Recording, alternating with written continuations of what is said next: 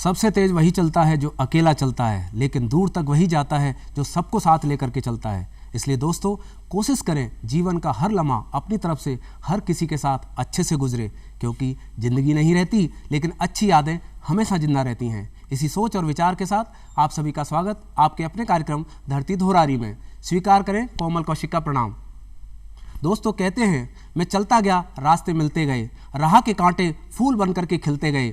ये जादू नहीं, आशीर्वाद है मेरे अपनों का, नहीं तो उसी राह पर लाखों फिसलते गए। आज के हमारे मेहमान ऐसे ही व्यक्तित्व हैं जिन्होंने अपनी लगन से, अपनों के आशीर्वाद से अपनी एक पहचान बनाई है, अपना एक मुकाम हासिल किया है। आइए मिलकर के स्वागत करते हैं आज के हमारे मेहमान श्री सर्वेश भट्ट जी, जो सांस्कृतिक लेखक और कला समीक्षक हैं। सर नमस्कार, आपका बहुत बहुत स्वागत, अभिनंदन हमारे इस मंच पर। नमस्कार कोमल जी। कैसा लग रहा है सर आपको?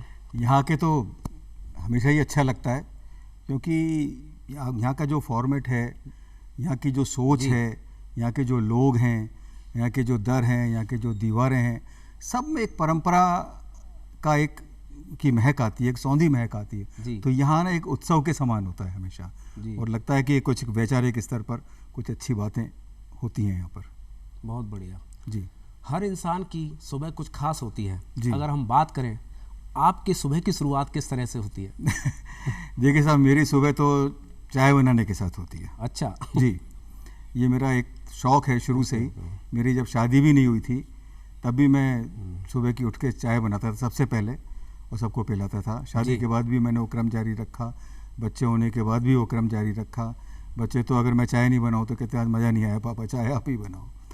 और जब चाय बनाने का जो मेरा प्रोसेस चलता है, जो चाय गर्म होती है, उबलती है, उतनी देर में मेरा थॉट प्रोसेस चलता है। जी। मैं पूरे दिन भर की योजना बनाता हूँ कि मेरे को क्या करना है, कहाँ जाना है, किससे मिलना है, क्या लिखना है, आज बच्चों को क्या कहना है। क्योंकि हमारे घर में सुबह मेरी मिसेज़ एक संस्कार की पाठशाला चलाती है। जी। जो कि हम चारों के बीच में ही होती है। जी। और वो कोई ना कोई बातें करती है। वो जैसे उठ के आती है, चाय पीती है, तो हमारे आपस में डिस्कशन चालू हो जाते हैं एक नॉर्म्स पर, मूल्यों पर, कि हमको किस तरह से व्यवहार करना चाहिए। मतलब रोज़ ही हम लोग इस पर विचार करते हैं। तो वो जो मेरे लिए बड़ा अच्छा पीरियड होता है, और मैं गणेश जी का बड़ा भक्त हूँ, तो उस दौरान गणेश मंत्र वगैरह मैं चला देता हूँ। अमिताभ बच्चन की आवाज़ में बड़ा अच्छा गणेश स्रोत है, वो चलता रहता है। लक्ष्मी चालीसा। तो एक तरीके से ये आध्यात्म और आत्मचिंतन और परिवार के साथ बैठने का बड़ा अच्छा समय होता है। ये हमारा समय रहता है। सुबह एग्जैक्ट 6 बजे शुरू होता है और 7 बजे तक 1 घंटा हमारा यही कार्यक्रम चलता है। बहुत बढ़िया, बहुत। जी। अगर हम जीवन के पन्नों को पीछे पलटते हैं तो हर इंसान के जीवन का एक खास हिस्सा होता है उसका बचपन। अगर हम बात करें आपके बचपन की पारिवारिक पृष्ठभूमि की, तो कहाँ आप पले बड़े, कैसा आपका बचपन रहा? देखिए, मेरी पारिवारिक पृष्ठभूमि बहुत ही समृद्ध थी, और मैं भारत के बहुत ही प्रसिद्ध भट्ट खानदान का मैं सदस्य हूँ, जहाँ के रग रग में संगीत है। हर बच्चा कलाकार है वहाँ पर। वहाँ की दीवारें गुनगुनाती हैं, फर्श गाते हैं, और एक अलग ही तरह का माहौल है। और आज तक एक ही छत के नीचे 27 लोग रहते हैं उस परिवार में। जी। तो मैं उस परिवार का सदस्य हूँ। तो वहाँ मैंने देखा सारा, मेरे को संस्कार मिले, और बड़े बड़े लोगों को मेरे को शुरू बचपन से ही मिलने का, सुनने का मौका मिला। पंडित रविशंकर जी, पंडित वी.जी. जोग, शामता प्रसाद जी, गुदई महाराज, जो आपने नाम सुना होगा, तबले के बड़े थे। इन सब लोगों को हमने ऐसे ड्राइंग रूम में हमारे ननिहाल में मैंने सुना। मेरा बचपन क्या है, ननिहाल में ज़्यादा भी। जी। क्योंकि मेरी माता जी की बहुत जल्दी का देहावसान हो गया था। मैं जब 10 महीने का था, तो वहाँ उन लोगों ने मेरे को अपने पास रख लिया। तो कहते हैं ना कि जब पिता का साया अगर सिर से उठ जाता है तो माँ कलेज से लगा के रख लेती है बच्चे को, लेकिन अगर माँ चली जाती है तो बड़ा ही कुछ कठिनाइयाँ अवश्य आती हैं। बिल्कुल। और इसी तरह से, इसी वजह से मेरा बचपन भी अभावों में बीता, क्योंकि ननिहाल में बहुत बड़ा परिवार था।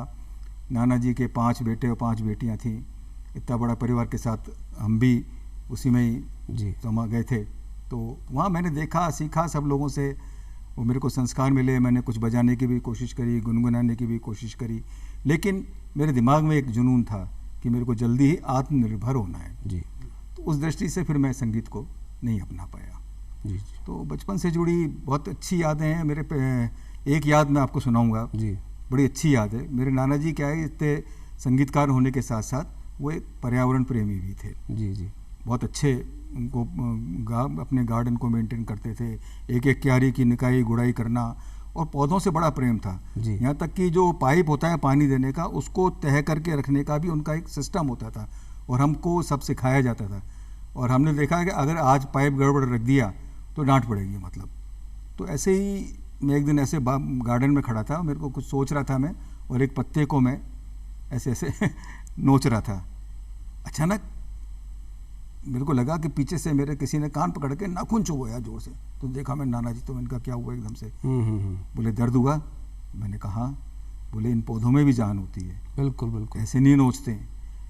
वो सबक मेरे लिए ऐसा हुआ कि मैं आज तक भी अगर कोई पौधे का पत्ता तोड़ता हूँ ने, तो मेरे को नाना जी का वो कान पकड़ने का वो आ जाता है ध्यान में। कई बार पत्ते पड़ते हैं, जैसे तुलसी का पत्र तोड़ना पड़ता है, मीठा नीम तोड़ना पड़ता है, तो उसको एक तोड़ने का तरीका होता है। पर कोई बच्चा अगर ऐसे ऐसे पेड़ से छेड़खानी करता है तो मैं उसको तुरंत टोक देता हूँ, नहीं बेटा ऐसे नहीं करते हैं।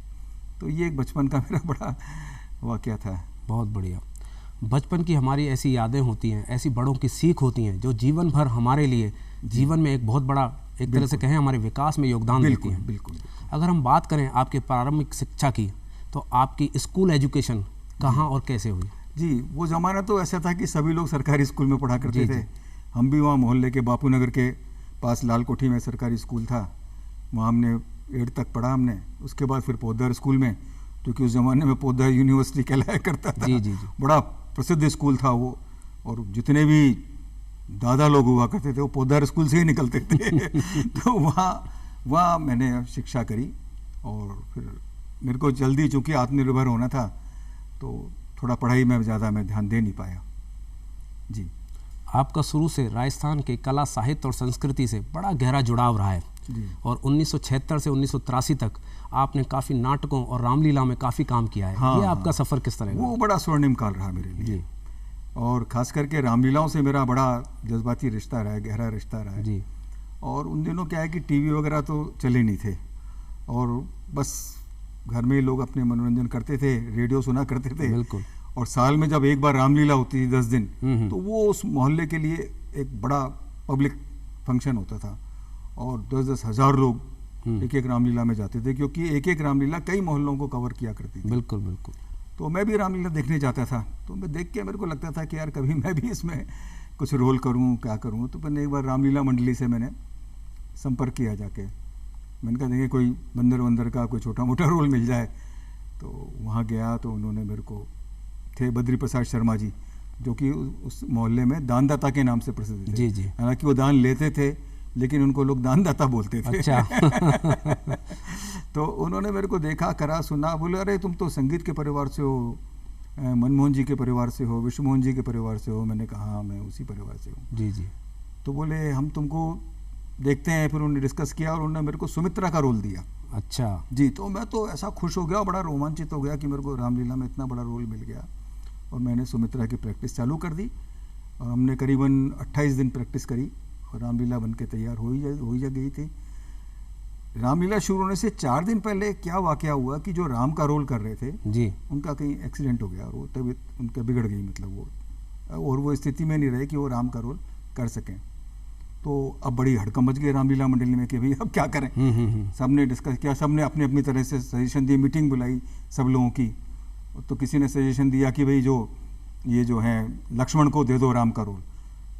तो लक्ष्मण को, मैं वहाँ बैठा तो मेरे मुंह से ऐसे निकला, मैंने कहा सर लक्ष्मण को राम का रोल नहीं जमेगा, क्योंकि मैंने कहा इस लड़के के चेहरे पर वीर रस के भाव हैं, और लक्ष्मण वीर रस में ही थे, उनको गुस्सा बहुत आता था, और राम तो एकदम स्थिर चरित्र के व्यक्ति थे, बिल्कुल शांत, सौम्य, उनको कभी गुस्सा नहीं आता था। लेकिन साहब मैं आपको बीच में एक बात बताना चाहूँगा कि रामलीला में, मतलब जो राम जो है उसमें जितने भी पात्र हैं, उसमें राम का ऐसा रोल था जिनको कभी क्रोध नहीं आता था। जी। वो कभी दुखी नहीं होते थे, क्योंकि वो भगवान का अवतार थे, वो मनुष्य लीला कर रहे थे, तो उनमें बड़ा वो एक सहन शक्ति थी। और राम केवल 3 अवसरों पर ही दुखी हुए, जब उनके पिताजी का देहावसान हुआ है, जब लक्ष्मण को शक्ति लगी, और जब सीता जी का हरण हुआ। बिल्कुल। सीता जी धरती में समाई तब भी राम नहीं विचलित हुए, किसी भी तरह से कभी राम विचलित नहीं हुए। तो मैंने उनको ये सब बातें बताई, मैंने कहा कोई ऐसे व्यक्ति को दीजिए जिसके चेहरे पर थोड़ी शांति हो।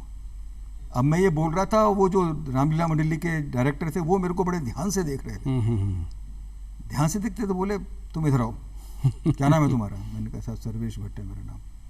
बोले तुम करो राम का रोल। मैंने कहा साहब मैं राम का रोल, मेरे रोंगटे खड़े हो गए मतलब उनसे। मैंने कहा साहब 4 दिन में तो मैं कैसे करूँगा? बोले नहीं तुम कर लोगे, मेरे को विश्वास है, तुम बड़ा अच्छा बोल रहे हो बोले। और उन्होंने मेरे को तो बोले किताब दे दी, बोले तुम्हें घर पे ले जाओ, दिन रात पढ़ो उसमें राम के रोल को। बाकी तो पहले प्रॉम्प्टिंग हुआ करती थी तो हिंट मिल जाता था जी। इतना याद करना इतना भी ज़्यादा ज़रूरी नहीं होता था, समझना ज़रूरी होता था केवल। तो मैंने करके और वो 4 दिन में मैंने राम का फिर वो रोल किया। और लोग कहते हैं जो अनुभव मेरे रहे कि शायद मेरा रोल बहुत सुपर हिट गया, बहुत खूब, और लोगों ने बहुत पसंद किया और मेरे को बहुत प्रशंसाएं मिली। उस समय क्या है कि हर पात्र के लोगों को लोग पैसे दिया करते थे। जी जी। राम के पात्र को 2 रुपये, रावण के पात्र को 5 रुपये। तो उस समय जो सबसे ज़्यादा कलेक्शन 10 दिन में आया वो राम के पात्र के नाम का आया। अरे वाह। वरना लोग कहते थे कि सबसे ज़्यादा रावण को मिलते हैं पैसे क्योंकि वो उसका वीर रस है, वो जी, जी। धमाकेदार रोल होता था जी। लेकिन मेरे आए सबसे ज़्यादा पैसे। बहुत बढ़िया। और पहली बार मेरे को 109 रुपये उस ज़माने में मिले, जी जी। 70s में। तो वो मेरे लिए बड़ा एक वो था, मेरे को सर्टिफिकेट भी दिया गया और लोगों को बताया भी गया कि इन्होंने ये इतना बड़ा रोल 4 दिन में किया। और फिर मैंने 5 साल लगातार राम का रोल किया। बहुत बढ़िया, बहुत बढ़िया। फिर वो रामलीला मंडली बंद हो गई, तो अब मेरे को ये था कि मेरे को तो करना है। तो मैं एक दूसरी मंडली में चला गया। जी जी जी। और वहाँ जाके मैंने भरत का रोल ले लिया। बहुत बढ़िया। अब तो खैर सीएम भी डिप्टी सीएम बनने लग गए, पर उस ज़माने में ऐसा नहीं होता था। लोगों ने मेरे से कहा तुमने तो राम का रोल किया, भरत का। मैंने कहा नहीं, भरत के रोल में भी बहुत संभावना है। बिल्कुल। और मैं इसको भी जीना चाहूँगा, भरत के रोल को। तो फिर मैंने 2 साल भरत का रोल किया। जी जी जी। और इस रामलीला के इंटरेस्ट में मैंने मेरी सरकारी नौकरी में चार्जशीट भी खाई। ओहो। मेरे को चार्जशीट भी मिली। कारण ये था कि मेरी जो मैं सेकंड बार जब भरत का रोल कर रहा था तो उसी दौरान मेरा अपॉइंटमेंट भी आ गया बीकानेर। तो मैंने वहाँ जाके मैंने उनको समझा गया, मैंने कहा साहब मैं आ जाऊँगा छुट्टी लेके और मैं रोल तो करके ही जाऊँगा। तो मैं बीकानेर गया, फिर मेरे को छुट्टी नहीं मिली। तो उन्होंने मना कर दिया, बोले अभी तो आपकी नौकरी लगी है, 15 दिन ही हुए हैं और आप छुट्टी मांग रहे हो, अभी कैसे मिल सकती है आपको? मैंने कहा साहब मेरे को तो चाहिए छुट्टी। तो उन्होंने दी नहीं मेरे को छुट्टी। जी जी। तो मैं वैसे ही एप्लीकेशन दे के लिख के और मुख्यालय छोड़ने का दे के रिसीट में दे के भाग आया मैं। मैंने कहा तनख्वाही तो कटेगी। अब वो भाग आया और मैं राम का रोल गया। जब वहाँ जाके मैंने ज्वाइन किया तो सबसे पहले मेरे को चार्जशीट दी गई, आचरण संहिता के तहत अनुशासनहीनता। अच्छा। तो फिर मैंने उसमें सारी बात लिख दी। जी जी जी। कि मैं इस तरह से कमिटेड था, नौकरी से पहले मैंने उनसे वादा किया हुआ था और ये बड़ा ही वैसा अच्छा काम था तो इसलिए किया था। और जो भी मेरे को दंड है वो मैं स्वीकारने को तैयार हूँ। तो फिर साहब मेरा एक इंक्रीमेंट रोक दिया गया असंचयी प्रभाव से, जो कि फिर 1 साल बाद लगा। जी जी। बहुत बढ़िया। रामलीला नाटक की हम बात करें जी, इसमें अवनीत पात्र या उसका संवाद जो आपके दिल के काफ़ी करीब रहा हो जी, और आपको लगता हो कि बार बार ये करने की इच्छा करती हो, ऐसा कोई संवाद अगर आप हमें सुना। देखिए दिल के करीब तो राम और भरत के जी किरदार तो मेरे हैं ही, क्योंकि मैंने उनको खुद ने जिया बिल्कुल, है। बिल्कुल। लेकिन मैं दूसरे पात्रों को भी जीता था। और मैं देखता था कि तो कई पात्र बड़े अच्छे होते थे। जैसे आप परशुराम का है, उसका जो क्रोध है परशुराम का, मतलब कमाल का क्रोध, बिल्कुल मतलब बिल्कुल। अग्नि ज्वाला धधकती थी उसके चेहरे पर, इतना क्रोधी परशुराम। लक्ष्मण का रोल बड़ा वीर रस है, मतलब 1 मिनट में वो तो राम जी उसको रोकते रहते थे, नहीं तो लक्ष्मण तो हमेशा तलवार निकाल के और धनुष निकाल के तैयार ही रहते थे बिल्कुल। तो इस तरह के रोल थे। तो मैं आज आपको 2 किरदारों के कुछ छोटे छोटे से चीज़ सुनाऊंगा। मैं सबसे पहले तो मैं आपको एक राम के रोल का जी एक गाना छोटा सा सुना के दिखाऊं, क्योंकि हमारी रामलीला में बहुत सारी अभिव्यक्ति गानों और चौपाइयों के माध्यम से भी की जाती थी। संवाद तो होते ही थे और गानों चौपाइयों के साथ में। तो एक बड़ा ही दृश्य है कि देखिए राम चूंकि मनुष्य लीला कर रहे थे जी, लेकिन वो अंतर्यामी थे। बिल्कुल बिल्कुल। तो जब दशरथ जी का देहावसान हो गया तो राम जी को अंतर्दृष्टि से पता चल गया कि पिताजी गए। बिल्कुल। तो एक सीन आता है उसमें हमारे रामलीला में कि सीता जी तो रात को सो रही हैं, लक्ष्मण जी बाहर पहरा दे रहे हैं और राम जी वाटिका में एकांत चिंता भाव में घूम रहे हैं। और उनको पता लग गया कि उन्होंने जाते हुए दशरथ जी को दिव्य दृष्टि से देख लिया जी। तो वो बड़े दुखी हैं, पर चूंकि वो कह नहीं सकते किसी से क्योंकि मनुष्य लीला कर रहे हैं, उनके पास सूचना आएगी तभी वो दुखी होंगे। तो वो समय बड़ा विचार कर रहे हैं और उनके जो अंदर विचार उठ रहे थे उसको एक गाने के माध्यम से जी दिया गया। बड़ा ही अच्छा गाना है कि गाते गाते राम रो रहे हैं, उनके आंसू गिर रहे हैं और वो अयोध्या की तरफ देख रहे हैं और गा रहे हैं कि अयोध्या में है छाए रंज के आसार कैसे हैं, अयोध्या में है छाए रंज के आसार कैसे हैं, पड़े चारों तरफ ये खाक के बार कैसे हैं, ये शाही महलों में चीलें ये क्यों मंडरा रही इतनी, चीलें जब मंडराती हैं जब कोई मृत शरीर पड़ा होता है, ये शाही महलों में चीलें ये क्यों मंडरा रही इतनी, नहीं कुछ समझ पाता मैं फड़कती आँख बाई है, अयोध्या में है छाए रंज के आसार कैसे हैं। काफ़ी लंबा है इसमें जी। और भी अनुभूतियाँ हैं, तो ये बड़ा ही मेरे दिल के, मेरे को हमेशा, आप ये देखिए करीबन 46-47 साल हो गए इस बात को, लेकिन ये मेरे को कुछ कुछ चीज़ें याद हैं। आपके चेहरे से लग रहा है भाव जी जी बिल्कुल ऐसा फील हो रहा है। बिल्कुल बिल्कुल बहुत एक परशुराम का था वो जो जी धनुष भंग हो गया था और बिजली कड़क गई थी दड़दड़ाते हुए, परशुराम हिमालय में तपस्या में लीन, उनकी तपस्या भंग हो गई और वो उन्होंने कहा इतनी गर्जना, जरूर भगवान शिव का धनुष किसी ने तोड़ा है, उठा के वो खड़ा और बिल्कुल आज तो जैसे तहस नहस कर देंगे, पवन वेग से उड़ते हुए और वहाँ पे जनक जी के दरबार में वहाँ पहुँचते हैं, जाते ही और जाके एकदम सब सहम जाते हैं एकदम, और भगवान राम अपने शांत चित्त से ऐसे खड़े हैं। तो उनका रोल मेरे को बड़ा अच्छा, उसके अंदर उस वक्त मेरे अंदर वीर रस का संचार होने लगा परशुराम को देखकर, मतलब ऐसा लगने लगा मेरे को, लेकिन मेरे को रहना था शांत। बिल्कुल। तो मैंने उस किरदार को महसूस किया, लेकिन चेहरे पे मैंने रखे शांति के भाव। तो वो परशुराम जी आते हैं और राजा जनक को ललकारते हैं, पूछते हैं और कहते हैं, ऐ मूढ़ जनक तू सच बतला, ये धनुआ किसने तोड़ा है, इस भरे स्वयंवर में सीता से किसने नाता जोड़ा है, जल्दी उसकी सूरत बतला, जल्दी उसकी सूरत बतला, वरना चौपट कर डालूंगा, जितना राज्य तेरा पृथ्वी पर उलट पुलट कर डालूंगा। तो ये बड़ा था और उस समय ऐसी तालियां बज रही थी, बिल्कुल, बिल्कुल। और पब्लिक में मतलब शोर मच रहा था और जय श्री राम के नारे लग रहे थे। पूरा आप उस पात्र में एक तरह से घुस गए। बहुत बढ़िया। आगे हम जीवन के सफर की आपकी ओर चलते हैं। तो आज आपको 28 वर्षों से रचनात्मक और सृजनात्मक लेखन के लिए जाना जाता है। अगर कहें इसकी प्रेरणा किस तरह से हुई और किस तरीके से इसकी शुरुआत हुई? जी देखिए, प्रेरणा तो किसी न किसी से मिलती है, बिल्कुल। ईश्वर किसी न किसी को माध्यम बना देता है, लेकिन मैं ईश्वर में अटूट विश्वास रखता हूँ और मैं ये मानता हूँ कि ईश्वर की मर्जी के बगैर पत्ता भी बिल्कुल बिल्कुल। जब दुनिया में व्यक्ति आता है ना, तो वो अपना पूरा पैकेज साथ में लेके आता है और एवरी मोमेंट स्क्रिप्टेड होता है। मतलब आज आप और हम जो मिले हैं, जो मैं हाथ चला रहा हूँ, उंगली घुमा रहा हूँ, ये that was everything is already scripted. जी जी। तभी तो आप देखिए कई बार आप निकलते कहीं और पहुंच कहीं जाते बिल्कुल हैं। बिल्कुल बिल्कुल। तो एक्चुअल में वो जाते हैं ना, वो आप अपनी बुद्धि से जाते हैं, लेकिन स्क्रिप्ट कहती है नहीं तेरे को जाना तो वहाँ है, वहाँ गलत निकल गया तो वो नियति आपको फिर अपने आप उस जगह ले जाती है। तो इसी तरह से कुछ मेरे साथ हुआ कि मेरा लिखने का कभी कोई बैकग्राउंड नहीं रहा जी, क्योंकि बचपन में तो मेरे को जल्दी थी कि मेरे को जल्दी आत्मनिर्भर होना है, तो मैंने इतना कभी ध्यान दिया नहीं, शिक्षा पे भी ज़्यादा ध्यान नहीं दिया।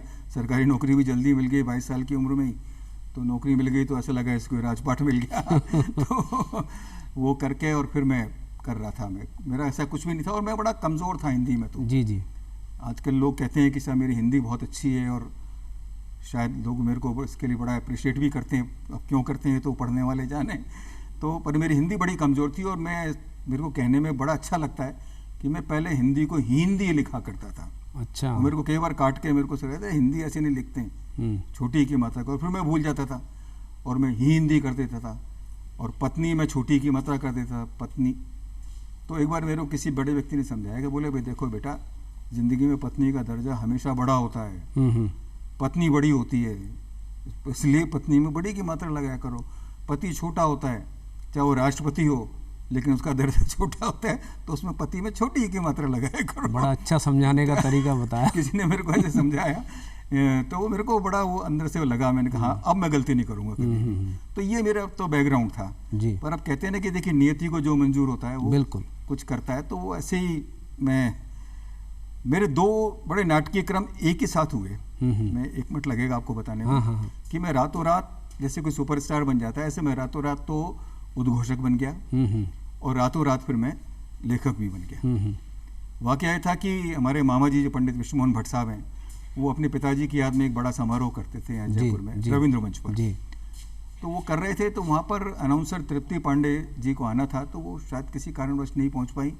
अब उस समय लैंडलाइन फ़ोन हुआ करते थे, उनके घर फ़ोन करो तो फ़ोन में रिप्लाई हो रहा था, वो समझ नहीं पा रहे, इधर बड़ी चिंता हो गई। तो विष्णुमोहन जी ने मेरे से कहा कि बोले क्या करें।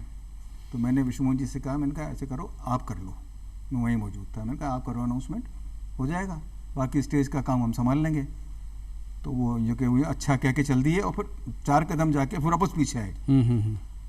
वो मेरे को गुड्डू बोला करते थे प्यार से, बोले गुड्डू ऐसा कर, तू कर ले अनाउंसमेंट। मैंने कहा विष्णु मैं कैसे करूँगा ये रोल, अनाउंसमेंट में तो कभी किया ही नहीं। बोले उनने फिर मेरे को समझाया, बोले तेरी आवाज़ अच्छी है और तो को स्टेज से पीछे से करना है, सामने भी नहीं आना है। तो उन्होंने मेरे को टिप्स दिए और मेरे को भेज दिया उन्होंने। मैं बड़ा घबराता वहाँ पर जाके बॉक्स में बैठा और मैंने अनाउंसमेंट चालू करा। अब मेरे को क्योंकि नाना जी मेरे बड़े प्रेरणा के स्रोत हैं और आज भी मैं नाना जी के ही बताए पद चिन्हों पर चलता हूँ, उनकी शिक्षाएं ही मैंने अपना रखी हैं और उसी से मैं मानता हूँ कि मैं सफल हुआ हूँ। तो मैंने नाना जी के बारे में बोलना स्टार्ट किया। अब मेरे को ऐसे 2-3 बार मेरे अनाउंसमेंट के दौरान मेरे को और सभागार में से तालियों की आवाज़ें भी आई, लोगों ने तालियां बजाई मेरी बात पे।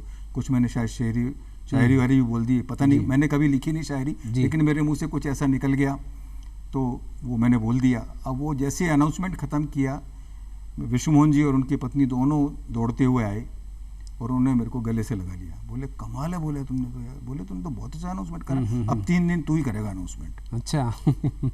वो मैं अनाउंसर बन गया और उसके बाद उन्होंने मेरे को पहली बार 1000 रुपये इनाम में दिए उस 3 दिन समारोह के। काफ़ी बड़ी बात होती थी उस समय 1000 रुपये। तो इस तरह से मैं अनाउंसमेंट करने लगा और मेरे को सब जगह से बुलावे आने लगे। यहाँ दूरदर्शन में भी मेरे को बुलाने जाने लगा। यहाँ की प्रोड्यूसर थी विभा चौधरी जी, स्वर्गीय विभा चौधरी जी, वो मेरे को बुलाया करती थी और मैं अनाउंसमेंट शास्त्रीय संगीत कार्यक्रमों के करता था। उसी समारोह में एक शास्त्रीय गायिका आई थी, गीता जावड़ेकर जी, बॉम्बे से। तो विष्णुमोहन जी ने मेरे से कहा, बोले तू अनाउंसमेंट बहुत अच्छा करता है, तेरी शब्दावली बहुत अच्छी है और तू लिखा कर, तो ऐसे कर इनका मैडम का इंटरव्यू कर और फिर उसको अपन भेजेंगे कहीं। तो मैंने उनका इंटरव्यू किया विष्णुमोहन जी से, सब थोड़ी बहुत शिक्षा लेके भी क्या पूछना चाहिए, क्या करना चाहिए। एक बड़ा सा टेप रिकॉर्डर लेके मैं उनके होटल पहुंचा। अब तो मैं इंटरव्यू वैसे ही कर लेता हूँ, मैं लिखता भी नहीं हूँ, वैसे ही जेहन में भर लेता हूँ। तो मैंने करा और फिर उसको सुना और फिर कई अखबारों को देखा, करा। फिर मैंने विष्णुमोहन जी से ही पेन लिया। उन्होंने मेरे को पेन दिया गिफ्ट में, काले रंग का पेन, आज तक याद है मेरे को। और वो करके मैंने फिर लिखा तो उनको बड़ा पसंद आया, उन्होंने अप्रिशिएट किया। बोले तो ऐसे कर इसकी 3-4 कॉपी करा ले और उसको भेज कहीं। फिर उन दिनों मैं यहाँ जवाहर कला केंद्र में पोस्टेड था, तो हमारे अतिरिक्त महानिदेशक थे हेमंत शेष साहब। तो उनको मैंने हेमंत शेष जी को ले जाके वो आर्टिकल दिखाया, तो उन्होंने भी उसकी बड़ी तारीफ़ करी और उन्होंने उस पर एक पर्ची लगाई। उनका बड़ा अच्छा हस्तलेखन था हेमंत जी का जी। वो उन्होंने पर्ची लगाई और उन्होंने उसको राष्ट्रीय सहारा दिल्ली में भेज दिया। अब आप देखिए किस तरह का नाटकीय घटना। फिर एक आर्टिकल मैं वो पत्रिका में आनंद जोशी साहब को दे आया और एक वही आर्टिकल में नवभारत टाइम्स में जयपुर में संजीव मिश्र जी को दे के आ गया। अब आप देखिए क्या किस तरह का नाटकीय गर्म होता है। 12 दिसंबर 1993 का दिन, रविवार का दिन जी। तीनों अखबारों में एक ही शीर्षक से मेरा वो आर्टिकल छपा और मेरे तो जैसे कोई लॉटरी लग गई और मेरे को फिर लिखने का ऐसा जुनून आया कि मैं लगातार लिखता रहा। जहाँ, और मैंने हिंदुस्तान में जहाँ भी आर्टिकल भेजा मेरा कहीं भी लौट के नहीं आता था। बहुत बढ़िया। अलग अलग सब्जेक्टों पे, कला संस्कृति पे लिखा मैंने जी, सारा, और मेरे पहले साल में ही 52 आर्टिकल छपे। बहुत बढ़िया, बहुत मैंने इकट्ठा कर रखा है ऐसे 52वां आलेख करके, उसमें गोला लगा रखा मैंने। जी जी जी। तो बस वो इस तरह से, और मेरे को पहचान बहुत जल्दी मिली। लोग जी। कहते थे, जो भी संपादक लोग थे, लोग, पाठक लोग, मेरे घर चिट्ठियाँ आया करती थी। जी, जी। क्योंकि पहले आर्टिकल के नीचे एड्रेस रहा करता था अखबारों जी। में, तो मेरे घर में चिट्ठियाँ आती थी लोगों की, और बड़ी तारीफ करते थे लोग मेरे शब्दावली की, मेरी जो डिस्क्राइब करने का तरीका था। बिल्कुल बिल्कुल। तो बस इस तरह से फिर चलता रहा जहाँ भी। हम्म। फिर मेरे को यहाँ का एक अखबार है बहुत पुराना, जी 60-65 साल पुराना, उन्होंने कॉलम दे दिया मेरे को। वहाँ पर मैं सांस्कृतिक हलचल और फिल्म समीक्षाएं लिखने लगा। इधर से जो नवभारत टाइम्स अखबार था जो बंद हो चुका है, जी जी। वहाँ भी मैं कॉलम राइटर बन गया। फिर 1996 में एक बड़ा अखबार लॉन्च हुआ जयपुर से, तो वहाँ मैं इंटरव्यू देने गया कि साहब, मैंने कहा अपन न्यूज़ राइटिंग में अपन को होना चाहिए। तो उन्होंने मेरे को रिजेक्ट कर दिया। बोले नहीं, आप तो फीचर के आदमी हैं और हमको तो न्यूज़ का आदमी चाहिए। तो मैंने कहा साहब, आप न्यूज़ लिखवा के तो देखिए मेरे से। उन्होंने इतना सुना नहीं, मतलब वो मेरे को, मैं वापस आ गया। मैंने जो अखबार था यहाँ का, नवज्योति अखबार, उसमें लिखता रहा मैं। अब आप देखिए, उसके 15 दिन बाद ही मेरे पास उस अखबार से बुलावा आया। बहुत खूब। उस अखबार के मालिक ने किसी को कहा कि भी हमें ऐसा व्यक्ति दो जो संगीत का, नाटकों का जानकार हो और इन पर लिख सके। तो उस समय मेरा नाम काफ़ी चल चुका था यहाँ पर। जी जी। तो उन्होंने फिर मेरा नाम सजेस्ट किया। मैंने कहा यार, मेरे को तो रिजेक्ट कर दिया। तो बोले आप ये मत बताना कि आपको रिजेक्ट कर रहे हैं, आप तो एज ए एक्सपर्ट बुलाया जा रहा है अब आपको, आप जाओ वहाँ पे मिलो उनसे। फिर मैं गया, उन्होंने मेरे से बात करी। बोले साहब ये है, कितने पैसे लगेंगे? मैंने कहा साहब मैं तो इतने पैसे लूँगा। बोले नहीं, हम तो इतने देंगे आपको। थोड़े बहुत कम करे उनने। फिर मैंने कहा एक बड़ा अखबार है, बिल्कुल। तो मैंने उसमें ज्वाइन कर लिया। मैंने क्या है कि सरकारी सेवा और पत्रकारिता, बिल्कुल। सांस्कृतिक और साहित्य, हमारे क्या है, सरकारी नौकरी में बिल्कुल। कोई भी व्यक्ति साहित्यिक सांस्कृतिक लेखन कर सकता है, बिल्कुल, उसका बिल्कुल। शुल्क भी ले सकता है, बिल्कुल, बिल्कुल। लेकिन वो सरकार की आलोचना नहीं करेगा। बिल्कुल। तो मैं केवल एक रचनात्मक पत्रकारिता की है मैंने, और नौकरी के साथ साथ फिर मैंने उस अखबार में 24 साल लगातार बहुत बढ़िया। लिखा। फिर 2020 में मैं सरकारी सेवा से जी, जी। सेवानिवृत्त हुआ, तो मैंने फिर वहाँ से भी जी सेवानिवृत्ति ले ली, और आजकल मैं एक टीवी के साथ में जी। और उनके सांस्कृतिक सलाहकार के रूप में काम कर रहा हूँ। यानी परिवार ने आपके गुणों को पहचाना जी। और स्वरों के बीच में रहते हुए जी कला को आपने शब्दों में चित्रण किया। बिल्कुल साहब, मेरे और परिवार के लोग स्वरों की रचना करते थे, बिल्कुल। स्वरों से दृश्य को साकार किया करते थे। मैंने उन सुरों को शब्दों के माध्यम से साकार करने बिल्कुल, की बिल्कुल। कोशिश की, कि जो सुर हैं मेरे शब्दों के माध्यम से लोगों को लगे कि यार ये सुर जी। बज रहा है, या ये दृश्य दिख रहा है, या ये नाटक हुआ है तो उसका ये दृश्य था। जी जी। मैंने इस तरह की लेखन लिखने की कोशिश की। बिल्कुल बिल्कुल बिल्कुल। बहुत बढ़िया। यानी आपका जो शौक और मोटिवेशन था बाद में जुनून में बदल गया। जी बाद में आप राजकीय सेवाओं में रहे, जैसा आपने जिक्र किया, 1983 से लेकर के 2020 तक, और आर्ट और कल्चर डिपार्टमेंट के विभिन्न संस्थानों में आपने काम किया। जवाहर कला केंद्र है, आमेर आपका विकास प्राधिकरण है, जिसमें आपने साहित्य लेखन का कार्य किया। जी। तो हम कहें जॉब और लेखन, इस दोनों के बीच में कैसे सामंजस्य बिठाया? साहब ये वाकई में, जब मैं अब दोनों जगह से जब मैं रिटायर हुआ, हम्म, तो अब मैं खुद कई बार एकांत में होता हूँ, सोचता हूँ कि यार मैंने ये काम कैसे निभाया। बिल्कुल। क्योंकि खबरों का तो हिसाब है डू और डाई, जी करो या मरो। बिल्कुल। इसके अलावा कोई तीसरा, जिस तरह सेना में है ना करो या मरो, हम्म। उसी तरह से मीडिया में भी है करो या मरो। बिल्कुल बिल्कुल। इसके अलावा कोई तीसरा रास्ता नहीं। बहुत सारे ऐसे टाइम आते थे जी जब मेरे लिए बड़ी कठिनाइयाँ होती थी। इधर तो सरकार में कोई बहुत बड़ा मेरे को जिम्मेदारी मिली हुई है, और उधर से जयपुर में कोई बड़ा समारोह हो रहा है, उसकी मेरे को खबर भी करनी है। लेकिन कहते हैं ना, ईश्वर की कृपा ऐसी होती है। और फिर मेरे को क्या है कि मेरे अधिकारियों का प्रेम बहुत मिला। बहुत बढ़िया। कला साहित्य संस्कृति में जितने अधिकारी रहे हैं, बड़े बड़े ललित के पंवार साहब जैसे, जी। मीनाक्षी हुजा, जी टीकम चंद बोहरा, इन लोगों का मेरे को बड़ा सहयोग मिला, और ये लोग मेरे इस लेखन को बहुत सम्मान देते थे। बिल्कुल बिल्कुल। तो पर मैं क्या है कि काम के प्रति कभी कच्चा नहीं रहा सरकार बिल्कुल में। बिल्कुल। 9:30 का मतलब 9:25 पर जाकर मैं जी। ऑफिस में बैठता था, काम निपटाता था, और शाम को मैं नहीं रुकता था। जी जी। कई बार देर तक वो लोग मेरे को खुद भी नहीं रोकते थे। हम्म। क्या सर्वेश जी आप चलो, और फिर मैं ये खबरें लिखता था। और मैं घर परिवार से बहुत बड़ी मेरे इसकी कीमत चुकाई है। खास करके मेरी पत्नी कविता, वो हमेशा बस मेरा इंतजार करती रही कि अब आए, क्योंकि मैं सुबह 9:30 बजे निकलता था और रात को 1 बजे 1:30 बजे से पहले कभी घर नहीं आता था। मतलब बच्चों के लिए केवल सुबह सुबह के पापा हुआ करते थे, और वो समय भी बस इतना जल्दी निकलता था, 2.5-3 घंटे का, कि बातचीत करी बच्चों से, वो करी, उसके बाद मैं कहाँ और बच्चे कहाँ। पर इसके लिए मैं अपनी पत्नी और अपने बच्चों सभी को धन्यवाद दूंगा कि उन्होंने इतना मेरा सबका सहयोग मिला परिवार में आपका। बिल्कुल। आपको जीवन में काफ़ी अवार्ड मिले हैं, काफ़ी सम्मान मिला है जी।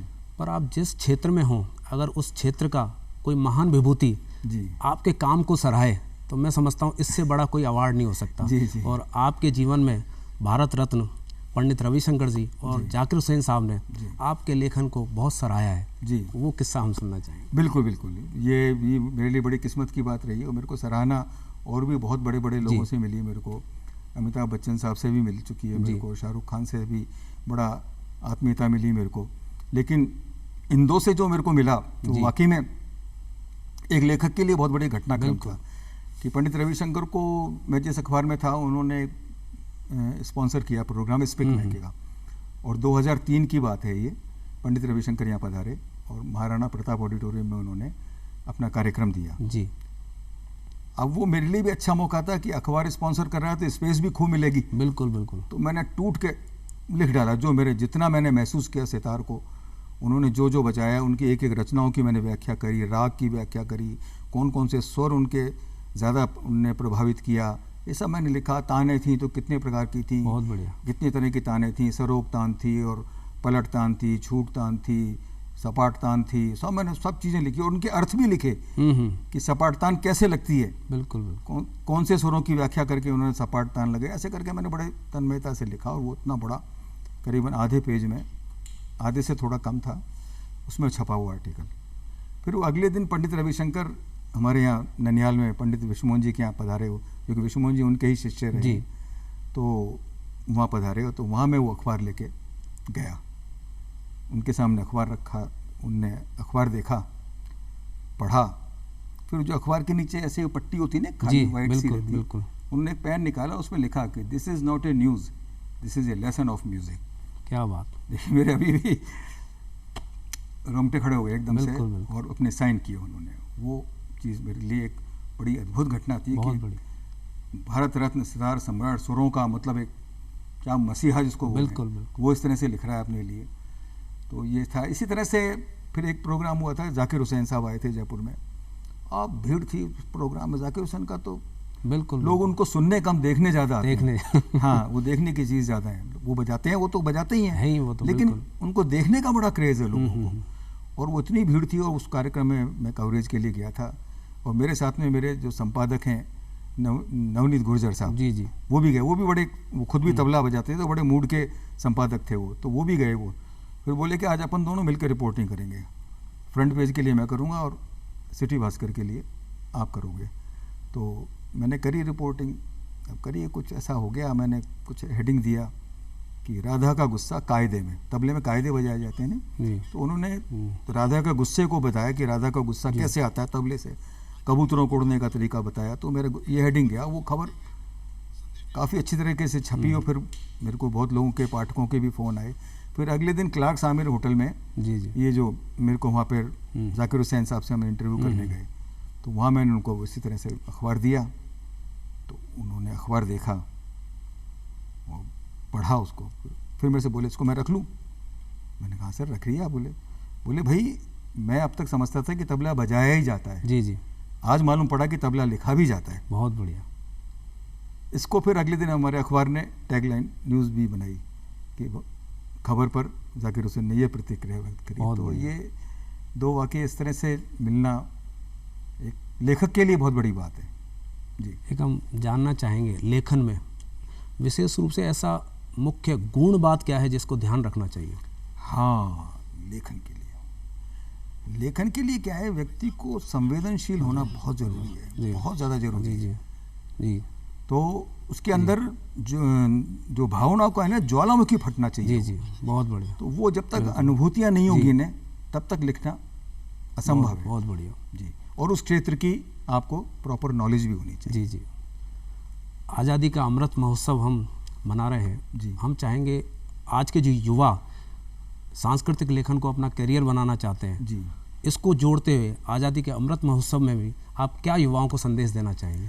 देखिए, मैं तो सबसे एक ही बात कहना चाहूँगा, क्योंकि आजकल के जो भी युवा लेखक हैं, जो भी कुछ हैं, वो क्या है कि पढ़ते नहीं हैं दूसरे जी। को, और उसके लिए पढ़ना बहुत ज़रूरी है। जी। जब तक आप दूसरे को पढ़ेंगे नहीं, तब तक आप कैसे अपने आप का आकलन करें कि मैं किस स्तर पर हूँ। तो मैं तो आज के युवाओं को जो भी सांस्कृतिक लेखन में लगे हुए हैं, वो एक तो मैं उनको ये कहूँगा कि वो जिस भी सब्जेक्ट पर लिख रहे हैं उसका तकनीकी ज्ञान, उसकी पृष्ठभूमि की जानकारी अवश्य लेकर जाएं। किसी कलाकार का इंटरव्यू करने जाएं तो उस कलाकार की पूरी बायोग्राफी उनके पास होनी चाहिए, तभी वो जाएं और पढ़ें। जी। तो कहते हैं ना कि जब तक गुनोगे नहीं तो बुनोगे कहाँ से। बिल्कुल बिल्कुल, तो गुनने के लिए बुनना वो बेहद ज़रूरी बहुत है। बढ़िया, बहुत जी। समय इजाज़त नहीं दे रहा है, अपनी बातचीत को आज हम यहीं विराम देंगे। जी। आप आए, बहुत अच्छी बातें बताई सर, आपका बहुत बहुत आभार, धन्यवाद। जी, नमस्कार। दोस्तों, अब वक्त है आपसे विदा लेने का। ऐसे ही किसी अंक में फिर मिलेंगे। इजाज़त दें कोमल कौशिक को। नमस्कार।